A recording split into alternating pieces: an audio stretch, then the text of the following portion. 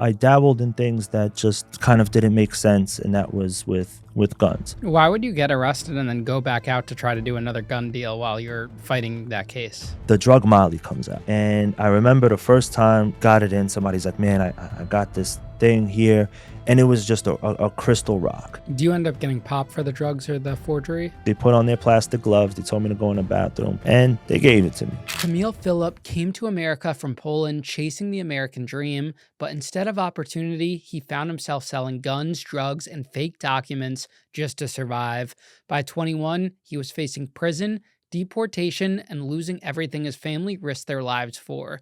This is how he went from almost being deported to building a new life and helping others do the same. Kamil, welcome to Locked In, man. Thanks so much for coming on the show today. Nah, I appreciate it. Thank you for having me. Thank you for making it happen. I've been watching you for a while, and you built an amazing brand and following and all of that. So, respect to the show. Yeah, I appreciate you, man. I see you got your Locked In bracelet hooked up. Those things came out really good, man. They did. You got some merch going on over there, and I like it, man. Yeah. Some good merch. Yeah, Absolutely. Definitely, man. I appreciate it, man. We got to send you home with one of those Locked In figures, too. Yes. Those things came out really good. They did. And not a lot of people are doing that, so I see that it's totally different, It's different from what everyone else is doing. Of course. Do you want to tell the audience about any of your businesses you have going on? Yeah, absolutely. So I own a few businesses now, and some of them range from car rental place. We do car rentals in the New York, Long Island area, and also in Atlanta, Georgia. And I also buy and sell heavy equipment, from trucks to semis, landscaping equipment, bucket trucks, anything for your business that it does. That's what I do. I locate it for a fraction of the cost, and we sell it. And also own a trucking company. And what we do is we help people who want to get in the box truck industry how to start it from A to Z, meaning start the LLC, get your DOT numbers, get the truck financed, get you a dispatcher on set. And link you with everything, so you could kind of start doing that. So that business the last one, that's Felon-Friendly, isn't it? It is, and that's what it targets. A lot of people who didn't go to school, or were obviously behind bars or locked up. It's a great business. It's not a lot of cost to entry for it. You could literally do this for 20 grand, out of pocket, 15 to 20 grand to get it started all the way, and you could get a lot of income. Plus it's scalable, right? You could go ahead and get another driver, and it's something you could build and grow if you wanted it to. So awesome. Well, we'll have your contact info in the bio so people can reach out to you about that. Definitely. Where'd you grow up? I grew up in Long Island. I was born in Poland when I was young. It was actually just coming out of communism. So like the fall of communism talk about projects and apartment buildings. They're all just cement buildings one by one. And I was there, and then we moved over to Queens for a little bit.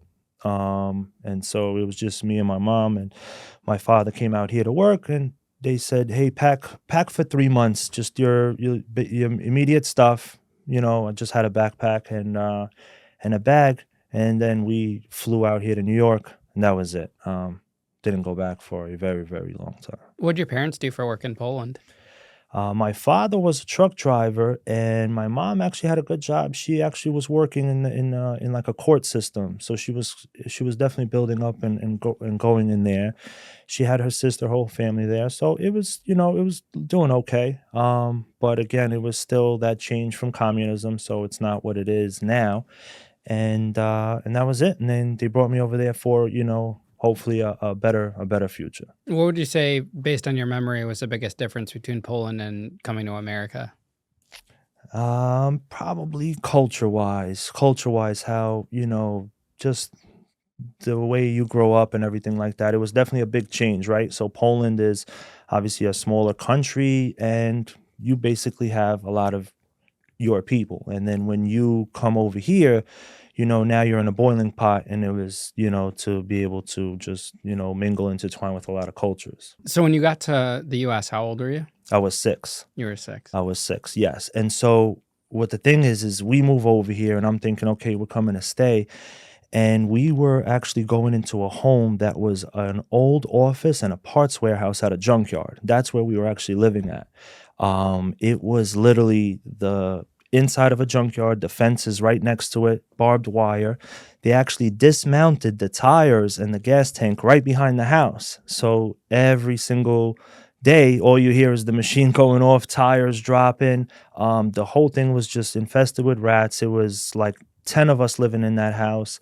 And that's it. It was like literally inside the junkyard. And then across the street, we'd have a cement house. I mean, the guys felt bad. So they would drop off, a little bit of sand so we could have like a little sandbox there. And that was it. We, grew up pretty poor there.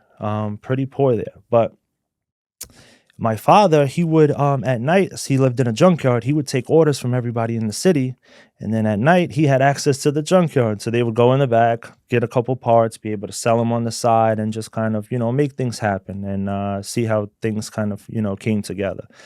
But, growing up there, it was like, you got to fend for yourself. Money was definitely something that was important, had to be saved. You could tell, during the week, all we ate was like, some rice and a can of soup. But on the weekends, once everybody got their paycheck, we were able to, eat good. Family was tight.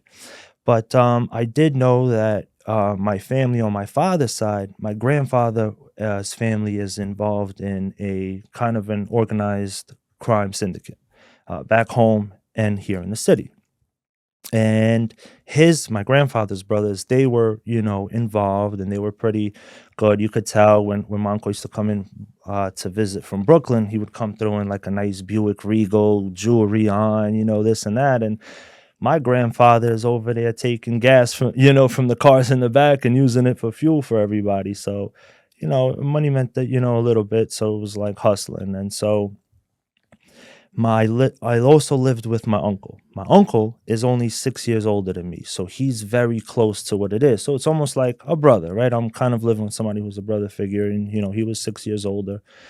And so we started doing house burglaries. One thing I respected about my uncle is he took me a couple places, right? If you're 13 years old, you don't want to have somebody at 6 or 7 with you, but he kind of took me to a couple places, and he took me along to those things.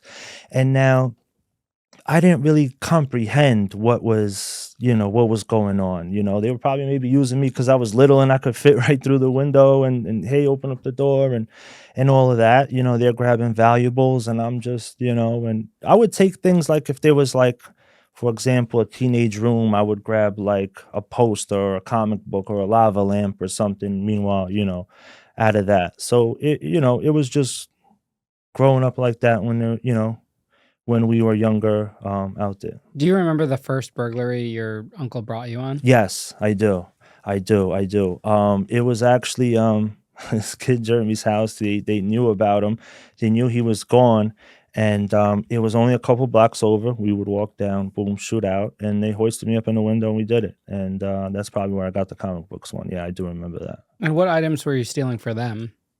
Nothing. They would do their own Oh, thing. He they wasn't like did steal this for separately. me. They Okay. just, hey, come in. We're gonna open up the door, and I was just free to roam. So I grabbed what I thought was cool and what I wanted at that time, and that was it. Did your dad know that your uncle was doing this? No, no, no. But he was involved in his own stuff. He's trying to take parts here and make stuff happen. He knew that we would run around, but didn't know exactly that we were burglarizing. Did you know this was wrong at the time, or did you not really have much sense of what was going I on? did, yeah. After a little bit, I did. Like the first one, it was more like fun, hey. But maybe like the third or fourth, I didn't go on a lot. I'm not saying I was, doing burglary sprees, but we hit a couple. Probably by like the third or fourth is like, that's actually, somebody's stuff. Like no, and just kind of was like, nah, this is not it. But so it was there. But so it's just growing up on that path. In second grade, I get kicked out of school already. I was taking ESL classes at the time, and kind of where I was growing up, it was like, you could have something on you, but as long as you're not committing a crime, it's not a crime. And I remember we I had a pocket knife on me, and I just took it out just to show somebody. It was never on no violence or nothing like that. Kid went and tells the teacher. He probably went and recited something like, "Oh, this kid said he could pull it out and use it whenever," and boom, I get kicked out. And what happens is they get the paperwork to transfer to me over. Now I give it to my uncle. He signs everything off. and signs off that everything's acceptable in this. And what we told my parents was, hey, ESL teachers transferring schools, right? She's transferring schools, and now she's gonna be at this school. So I transfer over to a worse school. It was the Eagle States. It was a lot worse of school, but the school bus came. As long as the school bus came, my parents like, okay, cool, it's fine. ESL classes, no problem. But now I was getting picked up on a small school bus with obviously some special kids and kids with all this type of stuff. And so there used to be an aide that used to ride with us in the bus, right? And I remember one time I was getting picked up, and I get on the bus, and one of the kids in the back was like to the aide, like, why do we pick him? Why do we pick him up from here? Like, does he live here? He actually like lives here? And the aide was like, oh no, it's some people have whatever. And that was like the first time it kind of was like, damn, like it's I guess a lot different from everybody else. Obviously, you could see other people's homes, and we weren't in a regular house, but it was like whatever, right? We just came out here. We're just gonna do that, but. That's when I was like, okay. So finally, we find out we start moving to another house in a little bit, and this one I was like, okay, finally, it's a house that we're able to, have a front yard, a backyard. There's obviously people everywhere, but this lady calls us that she knew somebody that was there, and they said, hey, listen, come out. You could rent this house. We come into this house, and this thing is roach infested, very dirty, bad. And I'm like, man, this is crazy. We're moving to another one, but at least we had a yard. And at that point, I met both of my very good friends who are like my family now, right across the street. They were from Puerto Rico and Peruvian. And that's where I learned a lot of the Spanish culture out there. And, I was raised with their, family and parents. So a lot of the Spanish culture, music, all that stuff is kind of, I grew up with them on that.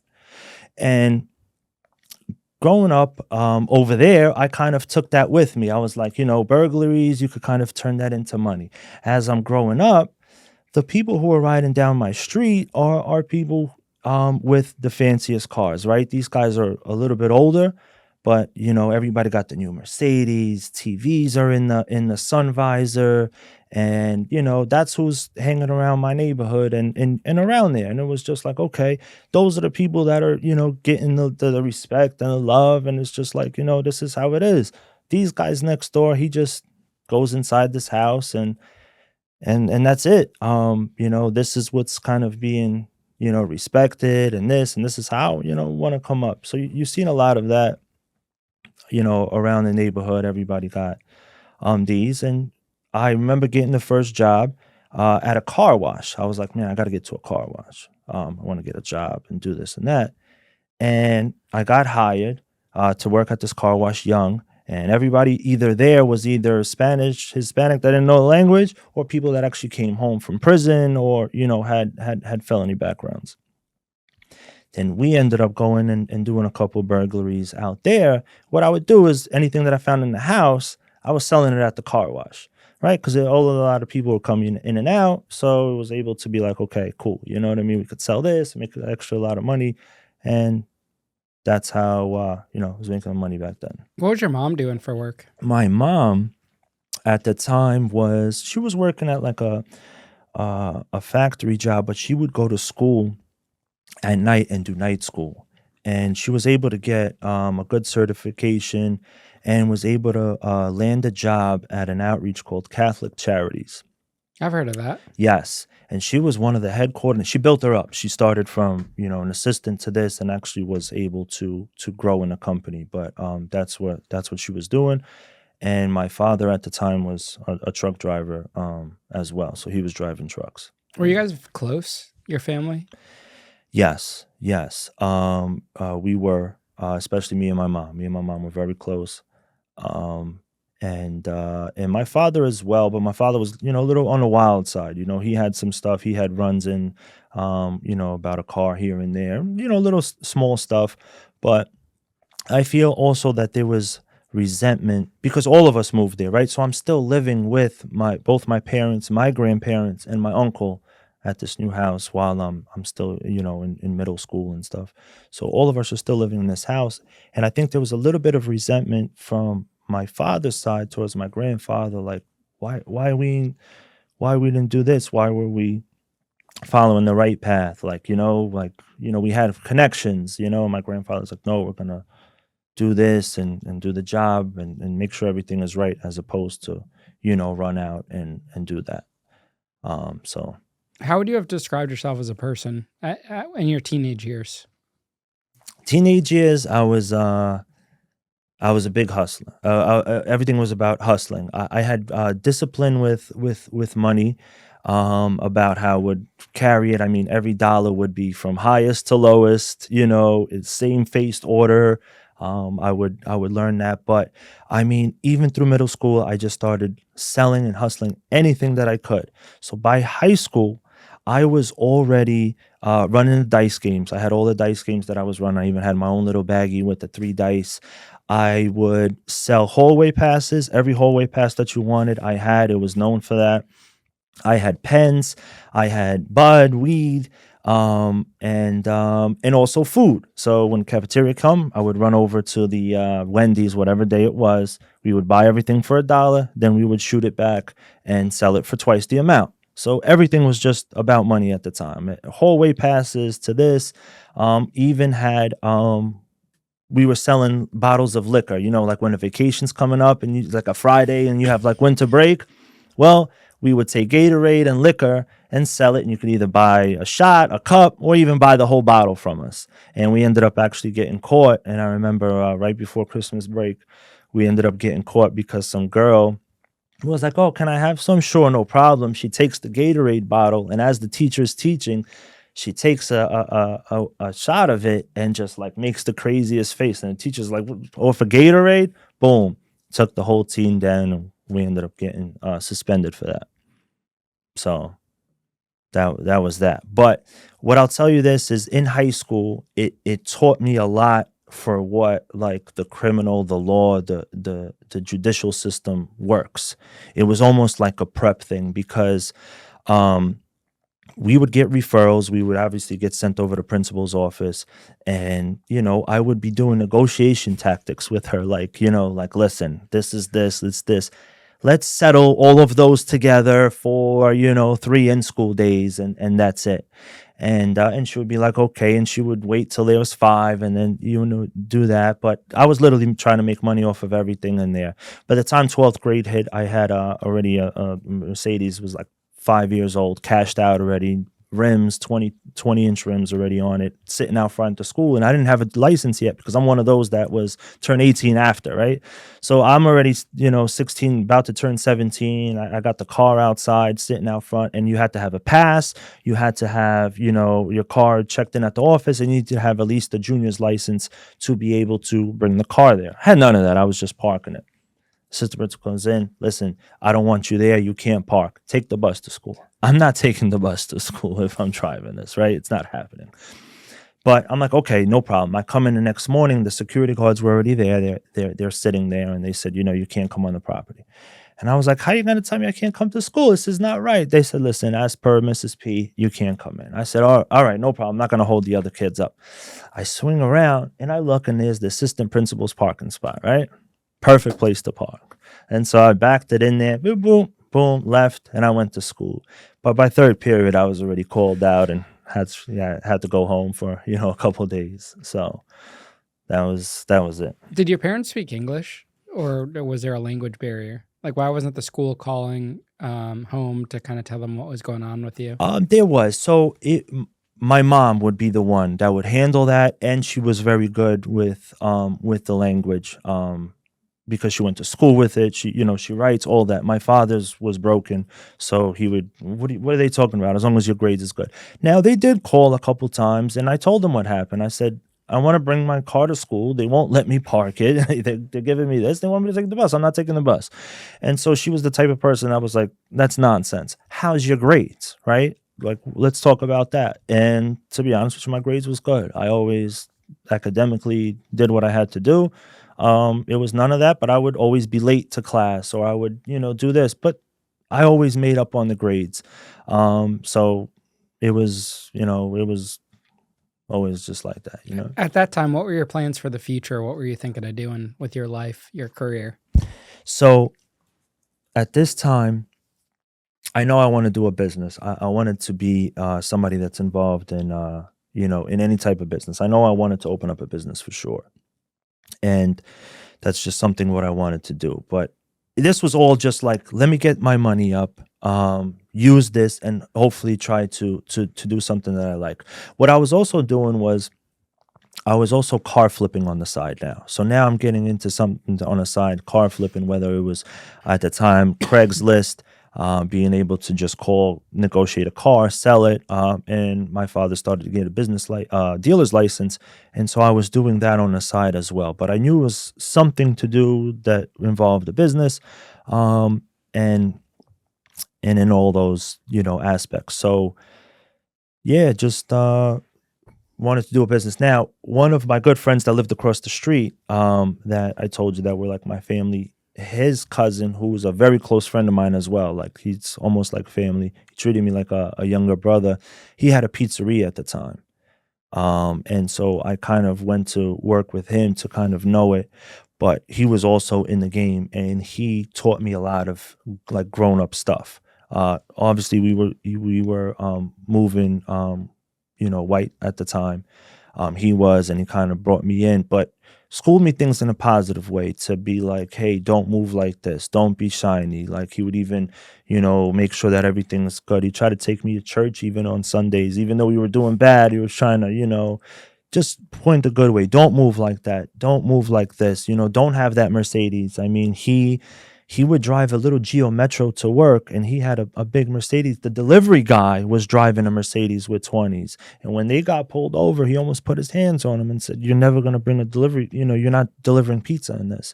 So he had like a discipline to him, and that kind of, schooled me to a lot of things. But at this time, I'm just like, whatever makes money is kind of what I need to do. And so I dabbled in things that just, you know, um, kind of didn't make sense, and that was with guns, whether it was taking them from one place and reselling for a higher number. And so what happened is I graduate high school in June. In August, I turn 18. In October, I'm already arrested for possession of a firearm. Why In did you the get into guns? I really didn't. It was just the thing that was like, it was like whatever makes money, I'm gonna do it. And when I seen the opportunity that this is 150 but sells here for 650, okay. But it just didn't make sense. And I'll tell you an incident's crazy that happened that, was like, I'm not gonna, get involved with that anymore. It was actually a co-defendant that I'm very, cool with. We ended up, exchanging, and I was in the car, and they actually pulled me out because I was the one nervous. Now is the real deal. I just turned 18. Mind you, I'm not legally here because we ran on a 3-month extension visa and it's supposed to go back. And now, my parents are trying to do things to something called sponsor themselves, right? So when you get a sponsor, you're able to do it. Now, my objective to get a citizenship was to finish 1 through 12. And as soon as I turn 18, I'm eligible, as long as my parents are being sponsored, to apply for citizenship. And I'm going to obtain it. Mind you, 2 months after I turn 18, I'm in this situation. And so, it goes in there. And I mean, they're interrogating us crazy. There's blood on a gun, and there's this, and, they're saying it's yours. And I know none of this stuff is true. And like, no one's breaking. They literally had us in this room for hours. And I'm like, it is what it is. Like, I'm just trying to sit there after hours, handcuffed to the floor. And so nobody did nothing. And what they did was they put them in the holding cell in the precinct, and they took me at 2:30 out of the room and shipped me over to another precinct. And why they did that was, when they were seeing that I didn't enter, it was probably for them to be like, oh, look, he got out. He must have said something, right? There's no way he got out and we're not there. And they separated me. And I'm like, man, this is crazy. these guys are gonna think I'm over there dying them out. And I remember we went to the cell. I couldn't sleep. I said, as soon as we get into bookings, I'm gonna find them. I gotta find them, let them know that I'm still here. And so I get into bookings. Every cell I'm, trying to see which one they're at. And there's people standing on the gate, and I'm, guys there. I finally see him. I shout out to him. Cuckoo, I'm here, cool. And it did that, but it showed me that it was just like, this is how they play. You know what I mean? This is exactly what they play. And this detective that actually arrested us for this, he would later on harass me and hit me with additional charges and even try to set me up with something. So he literally didn't like me from this beginning point on, and all of that. And here we are fighting this case, and we're trying to do, whatever we can to kind of, not have this, stick, especially on the jack. In a situation, one person was in the car, was completely innocent, so we had to eliminate him out the picture. I can tell you exactly when I realized therapy should have been easier to get.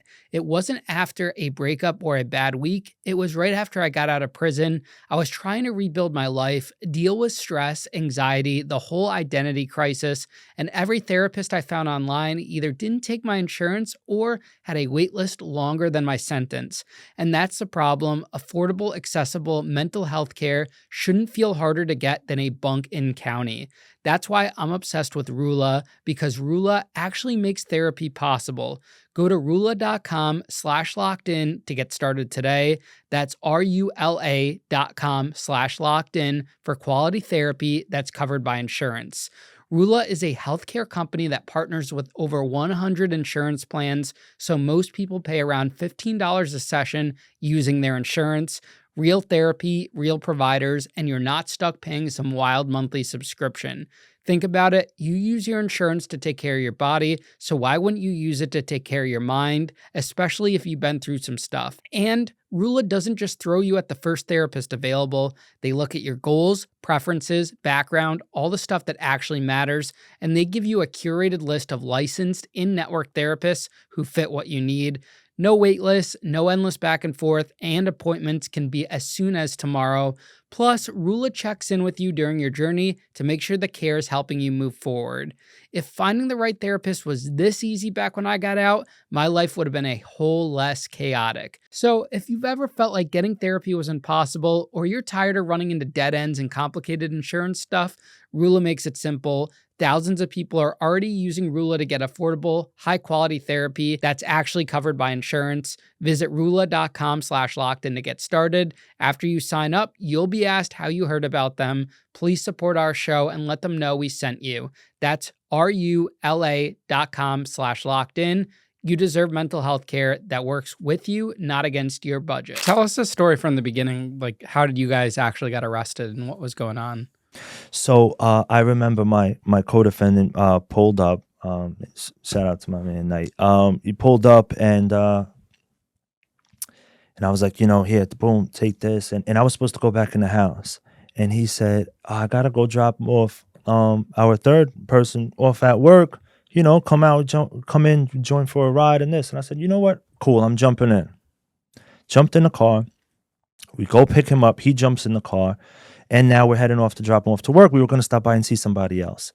As we're driving, an undercover cop, boom, throws the lights, pull us over. I know it's in there. Now, again, it's my first time getting arrested. I'm still young, but nervousness kicks in. Now you learn how to deal with the nervousness. But at that time, it was nervous. And, they're poking around this. He looks at me. He pulls me out. I'm in the back. And he looks at me and he said, you look very nervous. Why don't you step out the car for me? And I'm like, okay, it's not on me. So I come out, they pat us down, boom, nothing. He looks around, nothing. Then they went to obviously the driver, passenger, found it. They arrest us. They take us in there, separate rooms, and they cuff us, and all different stories. Like, hey, there's blood on that gun. This is going to be very serious for you. Just tell whose gun it is and we can move on. No, like I didn't know it was in there. I don't know nothing. Did you guys use the gun for a crime? No. So why was there blood on the gun? There wasn't. It was just they're throwing a tactic. Now I know it's not, so that's how I know it's a bluff, because I know it wasn't. They're just saying that. They're gonna see what I'm gonna react. They were using their tactics on there, and obviously one of them was, okay, let me ship you out of here, so now we could hey, he's not here. Let's see if these guys are gonna say something. What kind of gun was it? It was man, that thing was it was probably like a 38. It wasn't, nothing crazy. Is that what you would normally sell, or was there a variety? 9 millimeters, 9 small. Everything was small. And how much would that go for? About 650, 750, And how much would you buy them for? 150. That's it? That's it. That's pretty cheap. Yeah. And Right. these are just like black market guns. Yeah. Used this, that, used under somebody else's name. And so, yeah, we move them down, but and I'm like, okay, it's a good, right? It's a good markup, but when you sit there and think, and still I don't learn my lesson, and I go down and I do it again.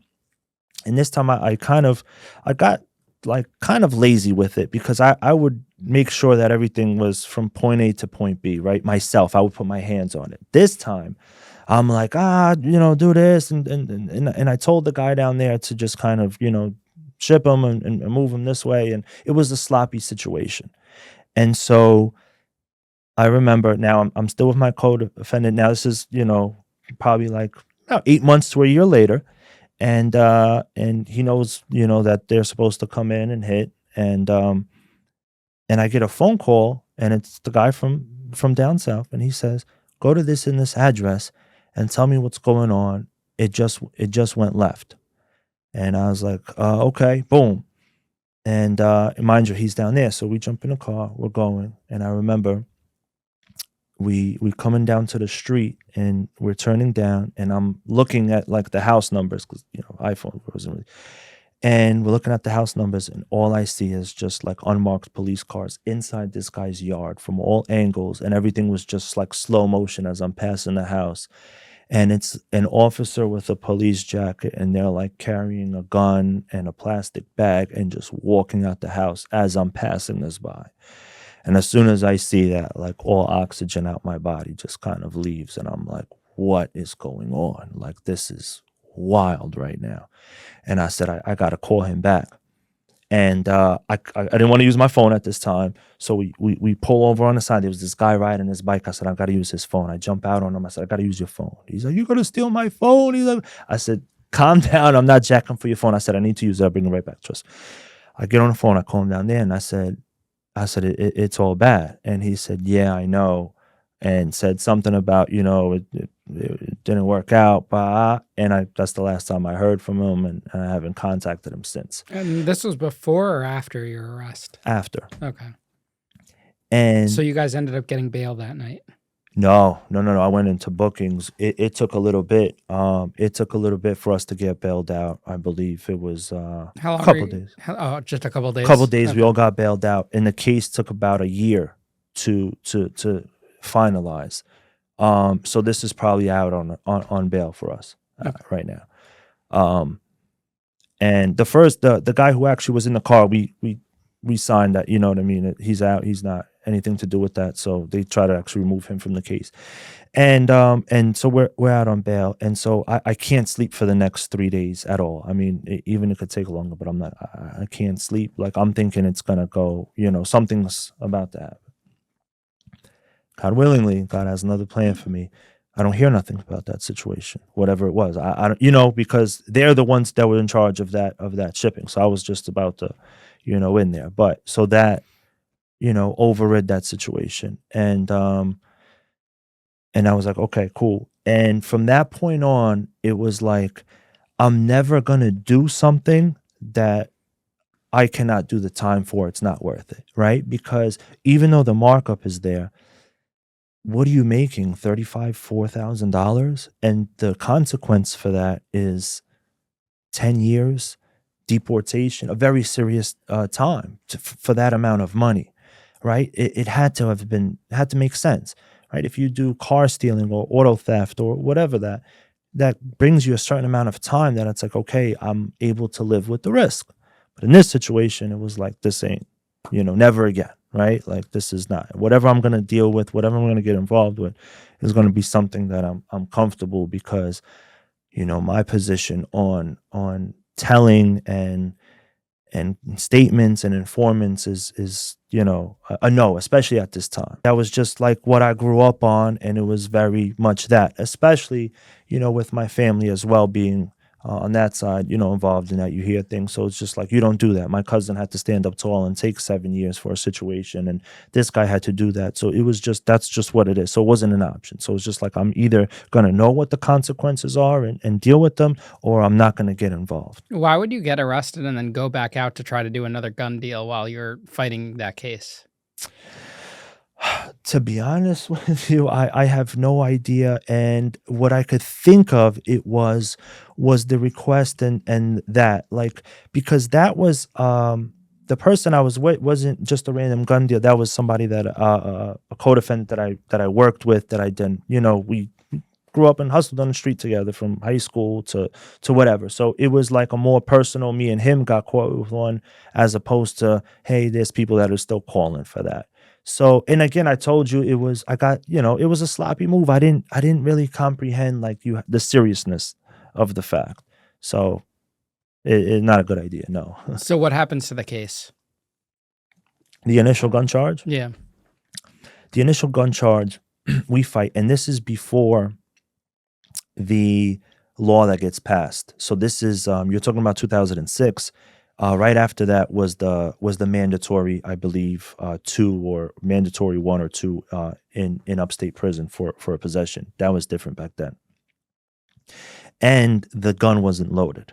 Okay, and obviously it was 3 components. And so at the time, I was telling him, I said, "Listen, we're supposed to be applying for my citizenship. It's just me and you left in this situation. You take a plea, I'll cover everything, on the back end for you." And that's what we ended up doing. We were just like, okay, I got that. My responsibility. I'm the driver. I'll take it. I helped, out with certain things on the back end, and we moved on from there. So your co-defendant took the rap for Yes, it, and yes. the case got dismissed against you? I pleaded out to a violation for something. They wanted something out of me, and we did a violation that disappeared anyway. Okay, so it didn't affect your citizenship at all. Now, yes. Now, right. Now it didn't at this point. Exactly. But this is like now a year and a half later. So now that we have that disposition saying that it's a violation, now it's a good thing.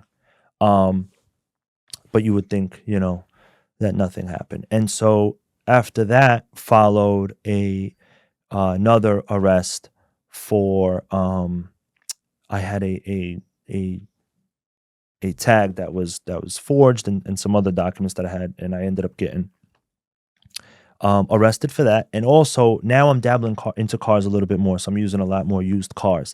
And we had a dealer plate that was found just at an auction. We ended up using it.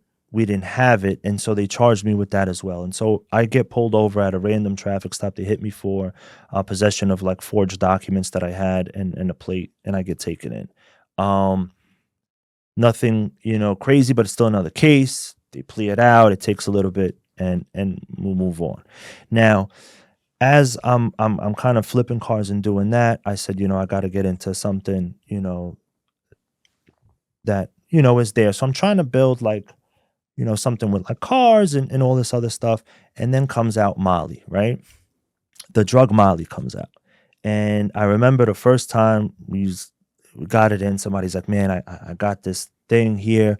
And it was just a crystal rock. And I'm like, I'll take it. It's cheap. I'll take it. I take it, and I'm like, what are we going to do with this thing, right? Like, people don't know what it looks like, really. And I'm not walking around with crystals. They can take this. They're going to think it's crystal meth, Crystal meth's not big out in Long Island, right? So it's not like they know what it is. So I'm like, no one's going to try this. No one's going to want this. And it's, people it's talking about Molly, but they're like, they take it in a different way. So I hop on eBay. I said, okay, plastic capsules. Perfect. We order them in and we break it down. And I remember he was running a shop. Now he's my brother-in-law, but he was, my guy back then. And so as soon as we shut the shop down, put a mask on, gloves, we're breaking it up. And we used to put .2s, okay, .2 in a capsule and sell it for $20. And we were buying a gram for $18. So now you have almost, 5 times the amount of profit just off of one. And then obviously the price went down. So it was an amazing, you know, profit margin, right? It was great. And everybody was loving Molly. So, I'm out here with the guys at the auction. We're just, putting it out there.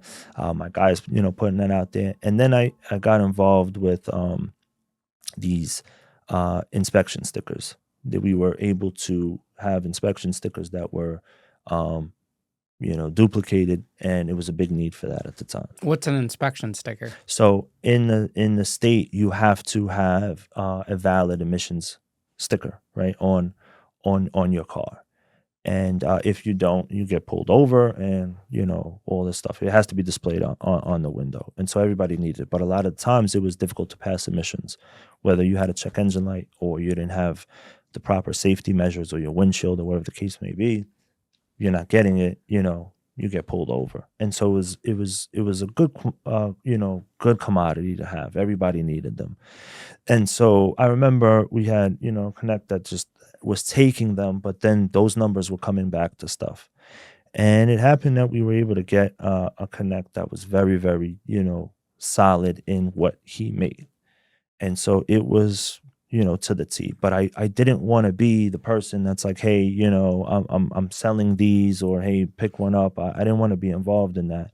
I wanted to mark it out. So we ended up going to the city and getting people right by Shea Stadium over there, where they, all the cars and all the stolen parts and everything, and hitting up a couple boroughs and just saying, yeah, I want to take this in on bulk. And that's exactly what we were doing. We were just wholesaling it. We were crazy. And it went from, yeah, we'll take 25 to we'll take 50 to we'll take 200.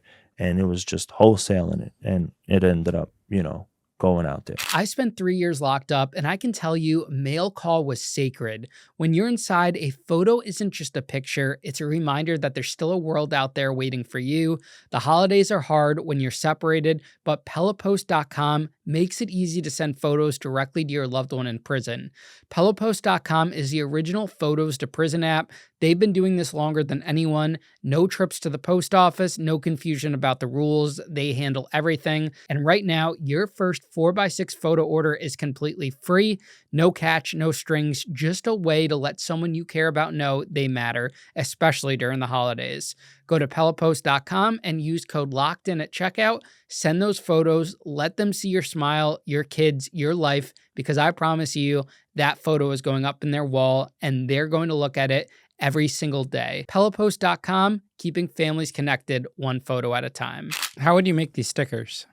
I would get them from somebody who had the printer and everything to do it the right way. And how would you make sure that they were legitimate and not, I guess, fake proof, or being able to prove that they weren't frauds? So there's really no way you could do that. But it was, I guess, numbers that are legitimate, because when they were taken from, example, like a dealership, like if you had somebody that was like, oh, I got this, right, from a dealership, the dealership then reports those numbers, okay, and they are flagged. So now if those numbers are in the system, they're flagged as, took and missing, and whatever the case may be. But when you were using numbers of legitimate ones that are active, then they're not going to come back as fraud, as a warning or anything. They were just going to come back as an active one. They're on the wrong car, but no one's going to go that far. They're not flagged as the wrong ones. So that was the thing. It was using active numbers. And how much are you selling them for, and what's the profit margin? So that was probably, we were talking about 17, 18 on the buy, and you're wholesaling them. I mean, they had different customers. They were wholesalers that would buy them for 25, and then they were wholesalers that would pay 60. They would sell them for 100 plus. So they had a great profit margin as well. Now, is the enforcement of these, are they actually taking the time to look at the numbers and make sure they're legit, or are they just making sure there's a sticker? Correct. At that time, they changed all that in New York State now. And they got kind of smarter that now they print out. So now your inspection sticker is actually a printout, and it has your VIN number, make, model, everything on there. So you can't just mass produce. Back then it was just a regular sticker, and you punched out the month that it was due. How would customers find you? just word of mouth. It was just word of mouth. But again, I didn't want to be involved. At first, it was, cool. I got a couple, boom, I was $100, 120, 150.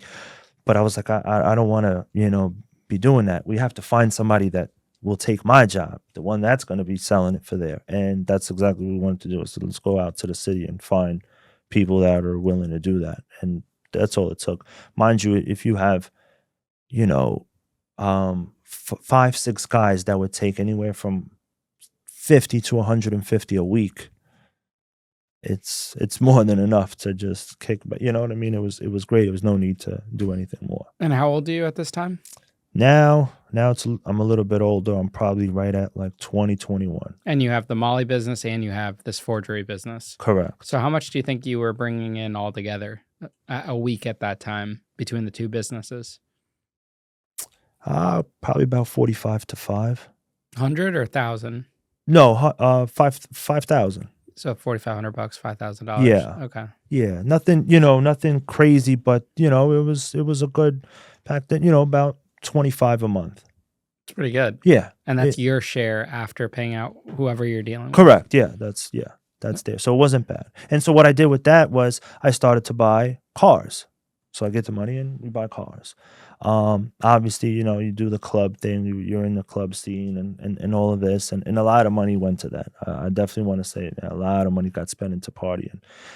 Which, again, if I was educated on that, on how to really do that, it would have definitely put a different outcome on where it is now.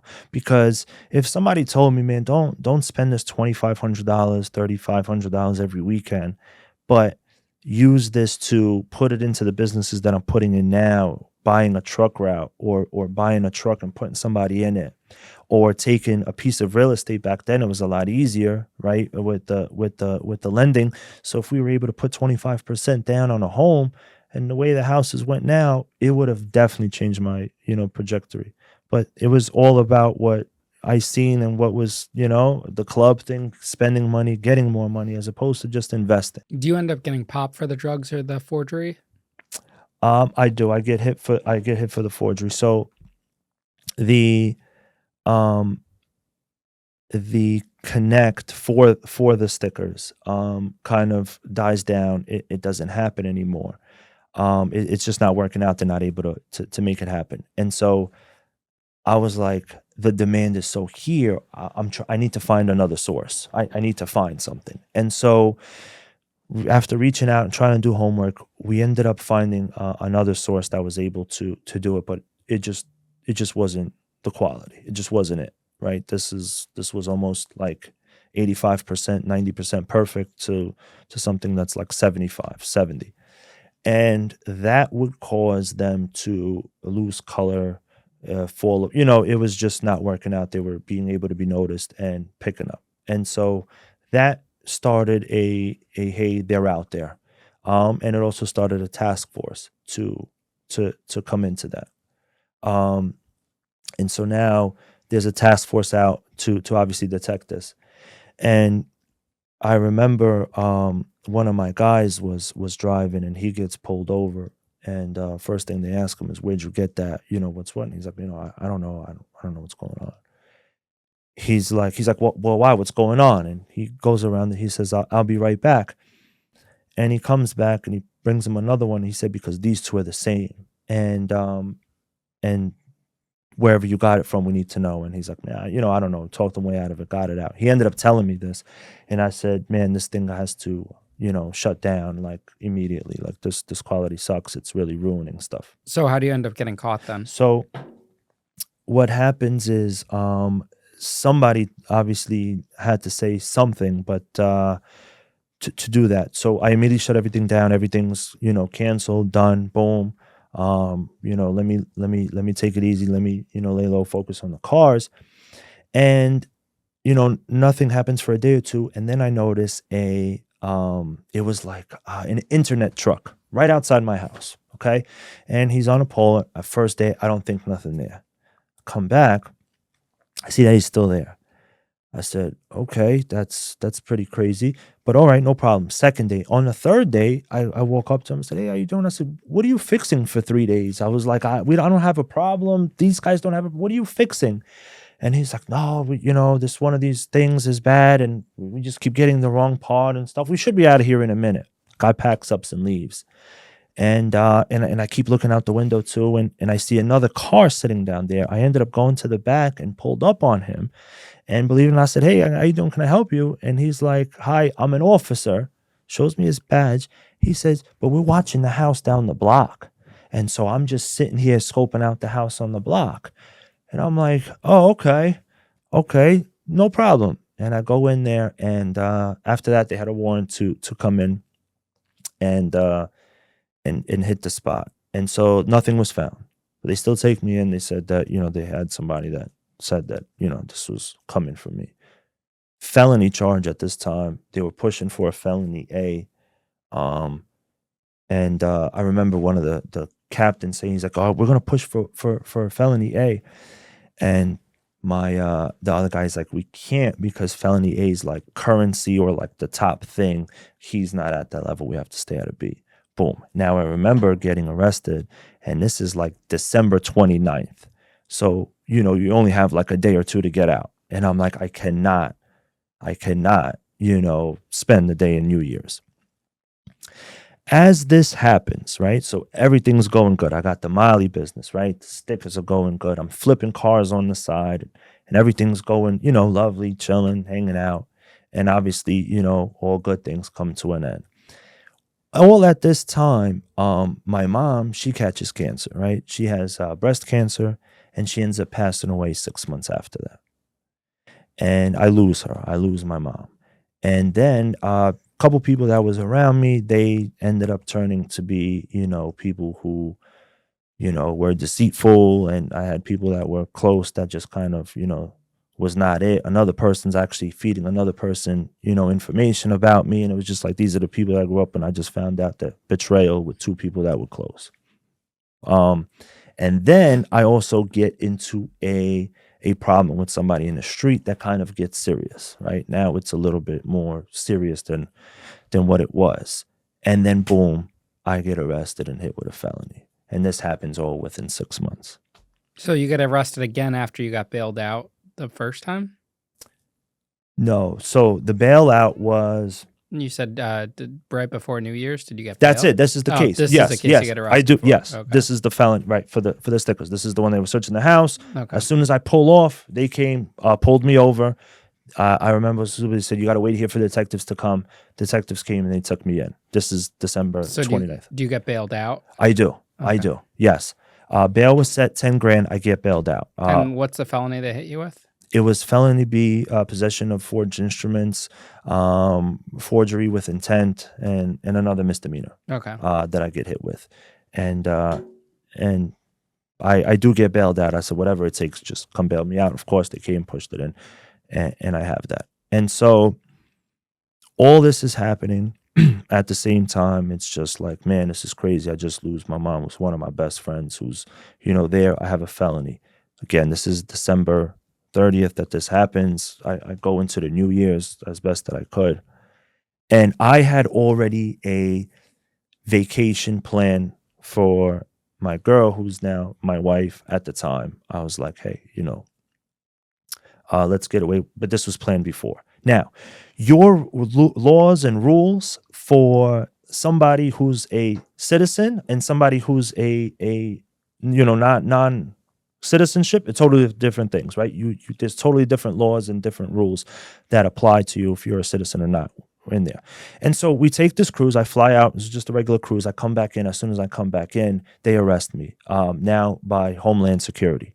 Homeland Security arrests me. They take me in. They take my passport, all of this, and something called like federally parole me, where I can't leave. All my documents are seized. They arrest me. They bring me over to JFK. And they said, you're placed in deportation proceedings, case pending, and we have all your documents. Your next court case is going to be in 30 days at JFK. And this is all because you had a state felony charge pending. Yes. That came on their radar. Correct. Okay. And I was not ever supposed to leave the country. So where do they bring you when they book you, when they arrest So you? there's actually a jail cell at the border. This is in Fort Palm, wherever the cruise was. It was either Fort Lauderdale, I believe it was. So the cruise came in. I went on a cruise, and when I came in, I had to go through Homeland Security. They took me in. There's actually a jail cell there, and so I sat there for definitely like at least 12, 13 hours. Um, and after that, they take your documents, and then you're able to go. I had to get a whole new flight back to New York. And from there, I have to show up to court. I think they gave me 30 days. So I had a court date that I had to go to court. Oh, so they released you on bail? No, you just go. Oh, so the immigration picked you up and lets you go? Yes. Homeland Security picked me up, and my court case now is in New York at immigration court. Correct. But you're fighting a federal case for immigration and then a state case. Correct. Okay. Yes. But they don't, you would think that they would just arrest you and lock you up then if it's an immigration case, right? It is, but I have to, it's called pending investigation. So they can't continue their case until my cases are closed. Okay. So they kind of have to arrest you, but it's not like there's a charge on you. They arrested you because you left the country. Now they take all your stuff away, and now you're placed into deportation proceedings. And that is case pending, which was what it was. But I'm going to tell you also what happened, because I had another case pending. So I have this case that I literally just got arrested for, right? This is, I think the cruise was like end of January. I got arrested right at the end of December. I had another charge pending because when I first got locked up, I told you there was a detective that really was after us, right? He was crazy, separated us. And as I was driving this is years later, it's early in the morning, I'm driving, I'm in a Mercedes, and I look over, and it was the detective with somebody else. And I kind of looked at him and kind of, gave him a smirk because I was about to just turn. And I said, this guy's going to keep going. Little you not, he hits the brakes, boom, jams it, pulls me over, has me on the side of the road, starts searching. Now, in the car was a police badge that my friend left in there, and I know how he got it. He works at a dealership. He sold it to a police officer a car. The officer ended up giving him like a police badge to keep in there, and he's like, I have it. He ended up leaving it in the car. I know where it came from. I know the backstory of it. I get pulled over. He's searching the car. He's going, wild, trying to find this, trying to find that. And so he finds the police badge, takes it in, and pats me down. And I used to always carry a knife on me. It was just a thing, just for safety purposes. And I would always have it on the line of my zipper, right? That's where it would stay, because every time I would have to go through metal detectors, it would pick up only on the zipper, and a lot of the times I would always get in with it. It was just how I carried it. It was right there. And so he searches it, but he finds it, and he says it's a concealed weapon, and he said, I'm going to take you in for this. I said, okay, whatever you want to do. And so he's searching the car. He can't do nothing. He brings me in the back of the car, and he says, I know you can fight this weapon charge, and I'm sure your lawyer could, get this thing resolved, but we have a stolen police property in your car. I said, what are you talking about? He said, and they pulled up like something on the screen that says stolen on it, but it was all fake, right? But it was just like, it just said stolen in red letters. I guess they pulled something up. And I'm like, really, what is it? And he's like, a police badge. And he's like, listen, the police officer, he's like, I know him. And he's like, he's gonna, try to push for a felony on this. He's like, that's stolen police property, and he's gonna be pissed. Tell me what you know, what's going on, and we'll just take you in for the knife, and we'll return him his badge. I said, I don't know nothing. I said, I'm working. I don't know nothing. What are you talking about? So they said, okay, no problem. And they take me in. They come in there, and they start asking me about my co-defendant. What's up with him? How's he doing? Where's the guns at? Where's this? I said, officer, I don't know. I said, please, let's just, book me in for this. I want to go. They ended up putting their gloves. They put on their plastic gloves. They told me to go in the bathroom, and they gave it to me. You know what I mean? They hit me, and they knew where to hit. I mean, because they're not punching you in the face to where you have bruises. They're elbowing you in the back, in the ribs, all of that. So they put it down for a couple seconds. They brought me back. They was like, you sure? You don't know nothing before this? And I said, please put me in my cell. They never charged me with the stolen police badge because they couldn't, because it was never stolen. I ended up catching the concealed weapon charge. How many cops were there? Two. Okay. Now, this is the same officer who I had multiple interactions with, and he was my arresting officer for the first gun charge years back. So he's on a lot of paperwork, right? Obviously the arresting officer at the first time, and he also had a couple encounters where he's seen me out, they pulled me over, they all that stuff, right? They searched me.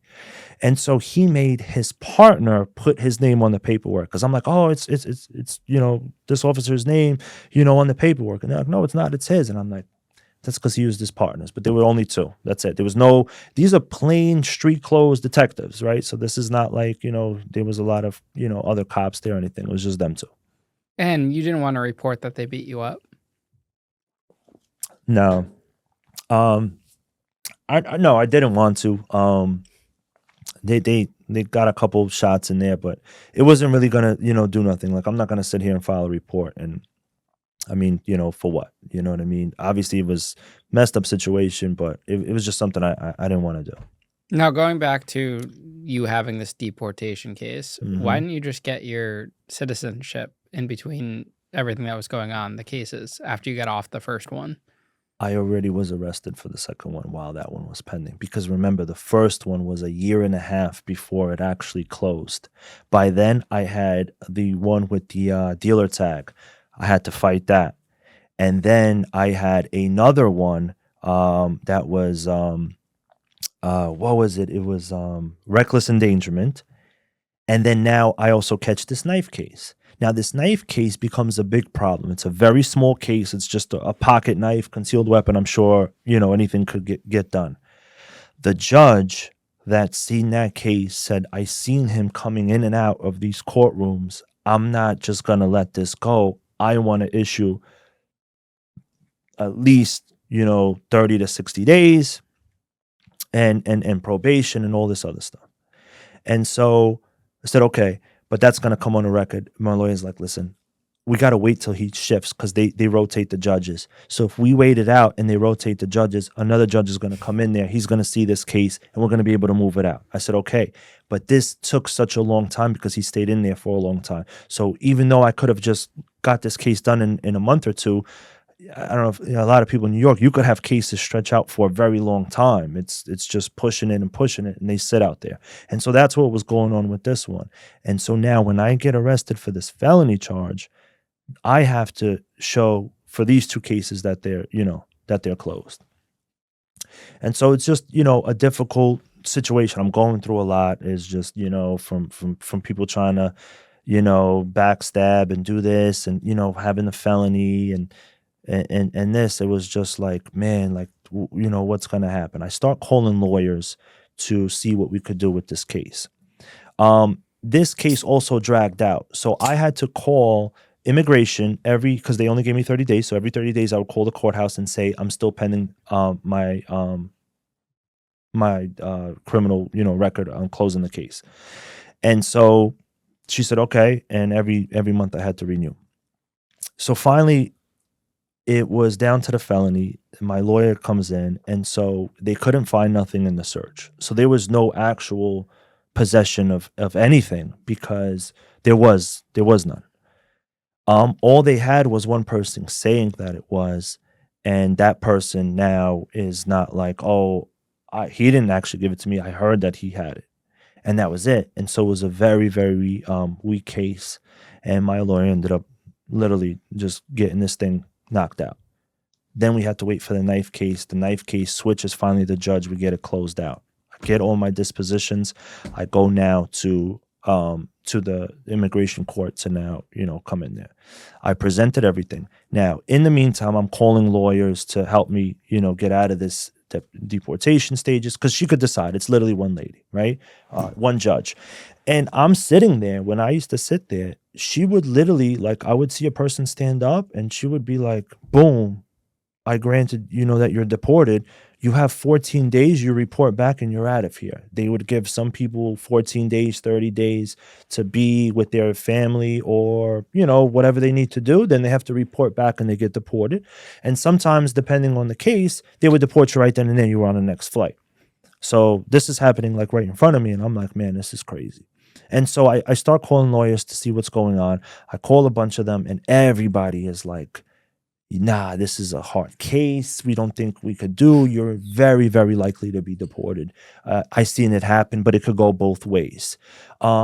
There's nothing positive, but we could do for you is we could fight for you and try to appeal it and keep you here and say that this is here and that's here. 10 grand, 7 grand, and all these numbers. And I'm like, man, I even went to one of the best lawyers in Manhattan. And there's like, yeah, 10 grand just for us to, come in there, but we'll fight for you. And at least you won't be deported, anytime soon when we have time to fight the case. I'm like, man, this is crazy. And so I was like, I'm just gonna take this in the matter of my own hands. If I was supposed to go, then I'm gonna go. And if not, I'm here. I'm kind of gonna leave this in God's hands right now. You know what I mean? So what's the final outcome? Final outcome. So we come in there. I don't hire a lawyer. I go in there and I present myself with the dispositions. And most of them, again, this is like dismissal. And the first case wasn't this. So it looked bad on the arrest side, but on there. I said, listen, I was hanging around the wrong crowd. And here's what I'm doing now. And I was just telling her that I started a business. Now I'm trying to start a trucking company and I'm doing these. And I have my family here. And my father just got his citizenship. So he got it first because I'm lingering for all these years. So he was able to get it. I said, my whole family's here, And she says, okay, no problem. You're out of deportation. And you are now back on temporary visitor status. Now, that doesn't mean I'm out of this. I'm good. Everything's okay. This just meant that now I'm out of deportation proceedings, right? I'm out. But I still have to get citizenship or I have temporary visitor status that either I have to prove that I need to extend it or what I need to do, or I have to pack up and leave, or I have to apply for citizenship. So going back to the lawyers, all of them were also saying like, you cannot apply now. You have to have at least 5 years clean history before your last arrest. So you need time. Now, before these cases took a little bit of time, so the arrests were actually a little while back. So I had about 3 to 4 years to just, keep it calm and keep it clean. And so that's what I did. Now, during this time, it was just a time to just kind of, rebuild and grow. So it was just like, what am I going to do? I ended up opening up a trucking company where we ship medium-sized duty products and trucks and cab and chassis. Had a dealership, and just kind of, build these things up and grow. And you stayed away completely from crime at that point? In a bit, in a bit. So you really like to play with fire. a little bit. And I don't know, but it was just like now I was around it for so long that, it's like, it's around you and I wasn't fully involved, but it's always around. And so my whole thing was during this whole, deportation and before was like, I could get deported and this is like the worst thing, right? Because imagine like my mom gave up everything. She gave up her family, her life to bring me a new life. They left a home. They brought me here. She sat there and learned a different language and restarted her life to give me a better future. And after she passes away, I'm in handcuffs about to go back home. So what did she do all of that for, And it hit you. It was like, I got to do something that's going to make her proud at least. Like, so something has to change and give. Like, I can't do that. There's no way I'm going to go back there in handcuffs. Why do you think you didn't have that realization before you started committing crimes? I don't know. I don't know because I thought I could get away with it. I thought I couldn't get caught. Growing up, a lot of everybody around me always did a year, 6 months. They're here, they're there. It was almost like it's a part of growing up. You have, you're going to get caught and you're going to do that. But realizing that, deportation could come and it happened so quickly because when you do these things, it's like a revolving door. Everybody says it, right? It's hard to just do this and learn. You always get kind of brought back in. The problem is I did it right as soon as I turned 18 and it just kept going for the next couple years. And now all of a sudden, 4 years later, in this situation like that. And so one thing was I was also very angry. Like it was a wake-up call to change, but I was also like angry about the situation. Like, I can't believe they're doing this. I can't believe it's here. And I had a backup plan. So I said, man, if they're gonna send me back, because I left it in there. I said, I'm not fighting, I'm not doing lawyers, I'm not paying all this money, and I'm just gonna go in there and represent it and present my case. So I was like, man, if I go back, what can I do to win from this situation? So I had like 4 or 5 credit cards. I opened up another one. I tried to raise all the limits, and I said, if they get me, I'm gonna ring up every diamond, gold chain, bracelet, everything that I could sell as fast as I can over there. We had connections with like stolen cars. I'm like, man, I'm shipping 2, 3 cars, and I already know as soon as I come down there, and I'm like, I'm gonna cause ruckus. I'm gonna bring my ways out there. It was just like, I guess, a little lash out of anger for it. I don't know why, but I'm like, man, if they take me back there, then that's what it is. I'm gonna open up like an exotic car rental, but to get there, I'm gonna join with these guys. And again, my family was out there, and they were pretty well connected. They are. So I knew that, me going in with them was just gonna, bring that. But again, got a different plan and then end up staying here. And so for the next couple years, I do, keep clean. I build up the business with the trucking, with this, and kind of, stay on the right path. And then finally comes the time to apply for citizenship. Now, in the last year, when the application comes in, literally immigration is sending me for fingerprints once a month. Every month I have to drive all the way, to Hempstead, get fingerprinted all the way, picture taken, boom. And then another month. And every month they would do this thing for almost 6 months for me, I guess because of the background. And so it was time for the application. It got processed, and I was ready for my interview. So do you end up getting citizenship? I do. And so at this time, I had built up the business. I was doing a soccer coach program. So, I did that. I got a lot of good character letters from people that were pretty reputable, from, anybody that I could that was in a little bit of a higher position. So I got the good guy letters. I have a business. I employ people. I take care of a lot of people. I have this. I passed the test, and she, I sit down with the interviewer, and she, basically was like, listen, you speak amazing English. You sound educated in this. She's like, but what's up with these cases and arrests? And I basically broke it down. I said, listen, it was just, I was young. I hang around the wrong people, this, that, and the third. And here, this, that, it's nothing mindful, good. And she says, okay, you're good. And there you go. I got my citizenship. Very big move. Now, in my head, I'm like, now the worst that could happen is jail. There's no more deportation, right? I got it. And again, another ignorant, side pushes. Like, no more getting scared of deportation. Now, they'll send me up north, whatever, right? And I remember I almost even got kicked out of the ceremony for my citizenship, right? Already back on my BS. And I come in, and I'm late. And so there's tables and exact chairs with a pamphlet on the bottom, like a little booklet. Everything looks the same. Everybody's wandering around. I go and sit down in a chair. I sit down in this chair, and I'm literally sitting in it for 10 minutes. Some guy comes up, and he goes, can you stand up? You're in my chair, sir. I said, no, I'm not. I've been sitting here for 10 minutes.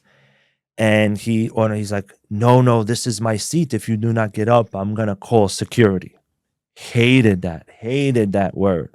And I said, listen, this is my seat. I said, go get security. You look like a bitch that's going to call security. He goes, get security. They bring me up. They bring me up to the front table. They're like, what's your name? Okay, sit over there. They make me sit all the way on the side from the ceremony. No problem. I didn't understand, what the issue was. So I'm sitting there. They're calling out everybody for their thing. Now, there's important people, right, obviously there that present you the neutralization certificate. And I remember my father and my grandmother were there, and, my best friends too came through. And so they came to the ceremony, and they call everybody out. Everybody's clapping. They save mine for the last. And everybody's already, they're walking out. And it's just my, immediate family, 4 or 5 people. And that was it. And I was pissed. I walk up to him, and I'm furious. I'm walking up, and he kind of puts his hand out, and I grab it. And I said, Why would you do that? And the three people jumped back because it's like a senator. And they said, What? I said, why would you put my certificate last like that? I don't understand.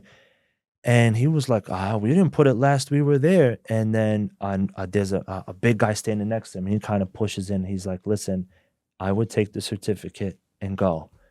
And I said, okay. And I grabbed it and I went, and I got it. Now, as I'm out now, obviously, okay, these things are, I could know, I'm only going to prison now. There's no more deportation. Not that I wanted to, but it was just kind of like, it's around you. I'm no longer involved in it. I'm really thinking business wise, trying to just focus on the right things. But a lot of people that were away, that were around in my community and friends, they're coming home from, bids here, bids there. And, they was involved in a couple things. And so I started middle, I need this, I need some pills. Can you match it up? Sure, no problem, right? And then another one of my guys, they were, involved in some moving. And so I was dealing with cars. So I was able to get cars that had stash boxes in them. I deal with a lot of cars. They get cars that are police impounded. I have cars that have stash boxes. And this other guy I met that we were dealing with, he has a connect of 200 pills a week. Okay. I go up. I didn't really trust him. I take it easy. Something's not really feeling right, but it's there. I pull up on him, but he allows me to come to his home where he lives, to be able to inspect, checked everything out in this. So I said, okay, cool. I respect that he's giving me a little bit of leeway. So I go over there with the first time, and I had a white BMW at the time. And then I leave, and every time I pulled off the block, I always just like took a second to see if a car would ever move.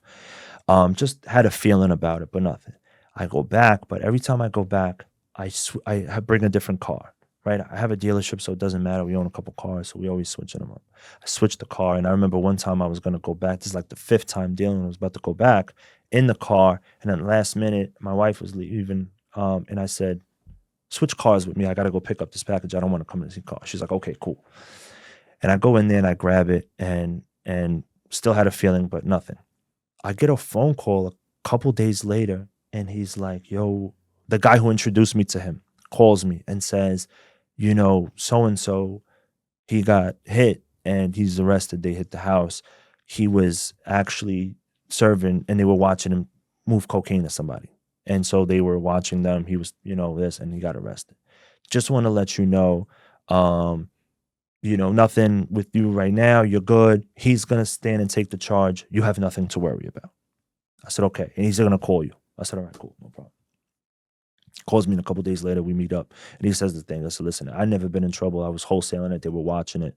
I'm going to take Willett program. I'm going to take the whole thing. I just want to let you know.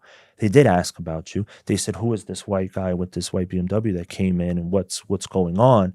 And I told them that, no, nothing. You just, were helping me get a car. Nothing. They didn't recognize that you were coming back multiple times because you always changed the car. So they just viewed it as that, once or twice time. I said, okay, cool. That's what's up. Slip through that. And then on the other end, I was supposed to text these guys the picture of the car. They were like, oh, send me the, and I was gonna, but something told me not to. A month later, they get hit and they get indicted. And if they had that picture, that would have already been conspiracy, and they could take me in and use me as, bait for that if I would have sent the picture.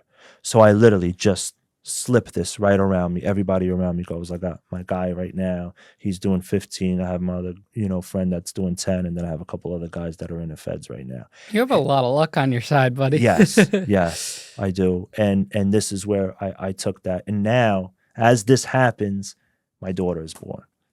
My daughter is born. She literally changes everything. I 360 it.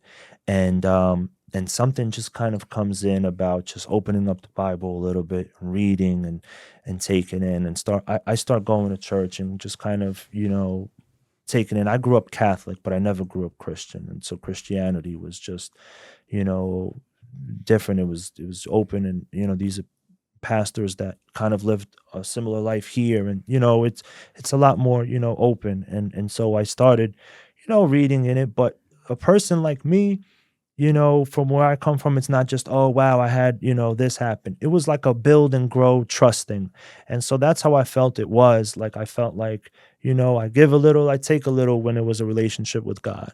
And that's what happened. And he was like, showing me, like, here's your blessings in front of you, use them because you could literally be going left and right. And it was almost like, he said, like, I had this like thing in me. It was like, if you go back to crime, you're gonna get punished to the highest extent.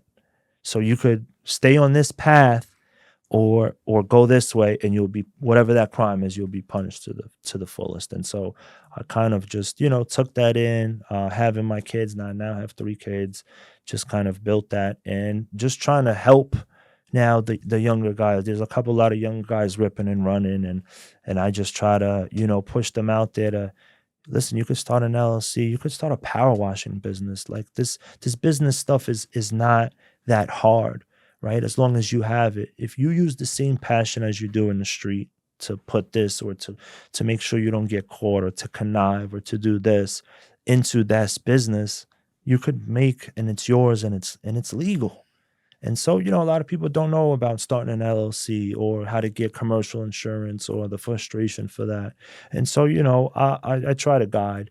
But most of the things that, we do now is we kind of help people start their box truck business. That's like the main thing that it is. So that way, whether you just want us to get you a box truck that's priced lower than market value and find you financing, and you do the rest, no problem. Or we could literally start the LLC, do the whole process, get you insurance and a broker, and be able to get ready to go. What do you think kept drawing you back to crime, the streets, that kind of lifestyle? A lot of it has to be like environment. I definitely think environment was just big, because it's just, you're always around the same thing and the same people, and it was just like, I don't want to change. We're all living this life together. Like, what's there to change? But then you come to a point where it's just like, no, like, this isn't it. There's a lot more to it. And I wish that I, seen that before. I wish I would have seen that before. I wish somebody would come up to me when I was 13, 14 years old and say, man, go ahead and party here and there for your birthday, but take money and put it away and put it in real estate, or buy a home, or use this as a down payment, or invest in this, or do the business, or even buy rental cars. I own rental car companies, and it's just, you could do all types of stuff that you could reinvest. And, I didn't. It was just teaching it to be this way, to be that way, how to, connive, and how to move around, that sort of thing. Do you think you didn't value becoming a citizen and what that meant? No, no, I didn't. I didn't in the early stage. When like, right after I got it, I seen there's such a crazy value for it. It was very valuable, because people don't understand how privileged you are here in the United States. There are countries that it's not easy to start a business. It's not easy to go get an education, or choose a career type of your own. This country literally has a lot of opportunity for us to grab it, if you want to grab it, if you want to go out there and do it, and grab it, whether it's a business or whether it's a career choice. You have that. The thing is like, when I was in high school, there was no guidance. My parents were very busy. They were either trying to make money, and my mom was off to school at night and trying to keep it together. And there was no, this is the opportunities, because I'm sure they probably didn't even know the opportunities. But if somebody told me that, hey man, I could be a financial advisor, go take these courses here, and then you could go to this community college here, and do that, I could have used that. But my guidance counselor didn't even want to sit with me, because there was they viewed me as, oh, he's not serious into that. So they focused their time on the good students. Oh, Stephanie's here, she has this. Let me give her all the game on how to go to college and use it the right way. Oh, Camille's here. This guy with the chain and the Mercedes and running around, he doesn't care about anything. Like, what are your plans? I'm like, I don't know. Okay, no problem. They didn't even spend 10 minutes with me, because they probably thought it was a waste of time to explain all of that to me. What advice would you give your teenage self? Teenage self, I would say get educated, find a purpose of what you really want to do, and work towards that goal. Invest in yourself. With that, put that vision together. Whatever that vision is, just build it, and whatever you could do to put it in self. Don't try to do what anybody else is doing, or try to look this way or look cool, but just build yourself. I appreciate you coming on the show today, brother. Nah, no problem. Thank you so much for having me. Bumblebee Motors. We're out there. You want to Google us. All the information is going to be in there. If you want to learn how to build a box truck business, you want to talk, you need equipment for your business, whether it's a pickup truck, boom truck, whatever it is. I got you guys covered, and I appreciate you having me. And it's all legal. Yes, yes, it is. It's all legal. No more crime. Nothing. Awesome. Thank you.